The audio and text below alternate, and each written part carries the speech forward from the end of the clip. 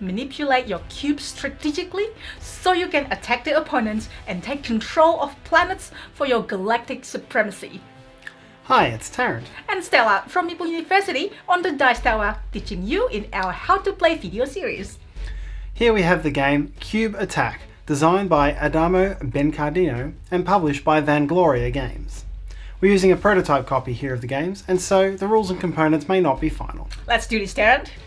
Cube Attack is a quick-playing space combat game for 2 to 6 players.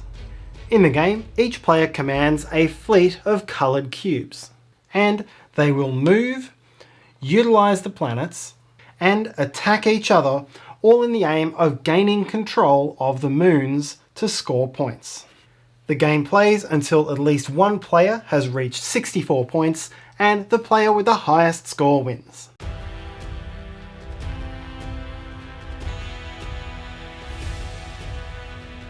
To set up the game, each player chooses a colour and then takes the 20 cubes plus the scoring meeple in that colour. The scoring meeple is placed on the start space, and one of the player's cubes is placed on a blank side on the matching coloured entry planet. Randomly choose a start player who takes the start player pawn, and you're ready to play.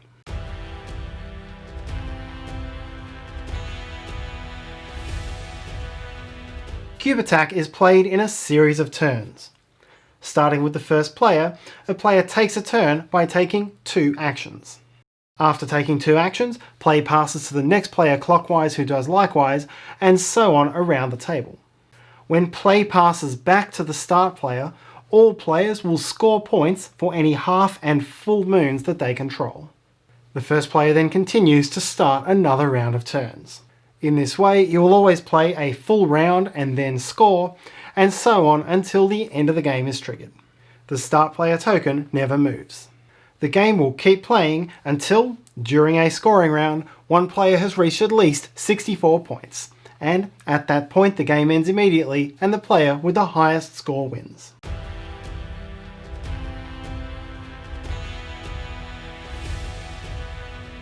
There are 3 different actions available in Cube Attack: move, use a planet, or attack an opponent's cube. To take the move action, the player takes 1 cube in that player's colour and then moves it to a connected planet along the white lines. This can be to any planet which can be reached along white lines without crossing another planet. The second option is to use the action on a planet where only that player's cubes are present. In this layout, neither green nor yellow could use this planet's action, but any of the other cubes could use their planets. The other restriction is that the same cube cannot use the same planet action twice in the same turn. A cube planet is used to bring new cubes into the game, and when taking the action there, the player adds 1 new cube on its blank side to their entry planet. Using an armory planet increases the weapons of the cube that's using it. If the cube is blank, rotate it to the triangle side. Or, if the cube has a triangle, rotate it to the square side. A cube already on its square side has no effect at this planet. A cube that is using the health planet increases its health by 1. To do this, take another cube and then place it underneath the cube whose health is being increased. In this way, you don't change any weapon that cube might have. This new stack of 2 cubes moves and attacks as if it were a single cube. A cube may not have more than 2 health, and so this cube would not be able to use the effect of the health planet again. The final type of planets, the crescent moons and the full moons, have no action associated with them. These are used only for scoring. Once again, players should remember that the same cube cannot use the same planet twice on the same turn. So as it's laid out here, the yellow player would only be able to bring 1 new cube into the game, but if the player had a second cube on this planet, or a cube on a different cube planet, then both actions could be spent bringing new cubes into the entry point. The third type of action a player may take is to attack an opponent's cube. Only an armed cube, that is, one with a triangle or a square, may attack. Unarmed cubes cannot take this action. A cube with a triangle has a short-ranged weapon and may be used to attack any cube on the same planet. A cube with a square has a long-range weapon and may be used to attack any cube on the same planet or a connected planet. So as it's laid out here, the yellow cube could attack this green one, but this orange cube cannot attack anyone. This yellow cube could attack either of these green cubes or this orange cube, but this purple cube is not within range of any opponent's cubes and therefore cannot attack.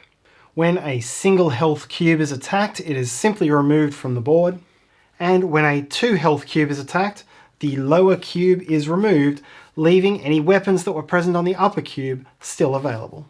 If a player's very last cube is ever destroyed, then the player gets a new blank cube on their entry planet right away. The same cube may not be used to attack twice on the same turn.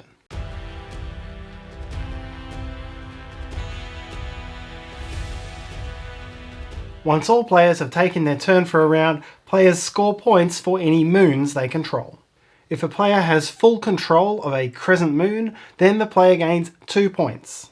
If the player has full control of a full moon, the player gets 4 points. And if the player has partial control of any moon, then the player gets half of those points. So 2 for a full moon or 1 for a crescent moon. These points score regardless of the number of cubes a player has on a moon. So here, even though green has more cubes than orange, they are both considered to have partial control and score half points. So overall, for this layout, purple would score 6 points for a full moon and a half moon. Orange would score 6 points, 4 for the full moon and 2 for half of a full moon. Green would score 3 points for partial control of both a full and crescent moon. And yellow would score 5 points, 2 for each of the crescent moons fully controlled, and 1 for the crescent moon partially controlled. These points are marked on the track around the outside of the board. Play then returns to the start player for the next round. Once one player reaches or passes 64 points, the end of the game is triggered. All players should finish their scoring for this round. The game ends immediately, and the player with the highest score wins. But in the event of a tie, continue playing until the tie is broken at the end of a subsequent round. And that's how to play Cube Attack. We hope you enjoyed this video. When we film this video, Cube Attack is about to be launched on Kickstarter. So we'll put the link in the description below when it is live, so you can check it out. If you enjoyed this video, please help us by hitting that like button and subscribe to the Dice Tower if you haven't already done so. And finally, if you have any questions, comments or feedback, please write them in the comment section below. Until next time!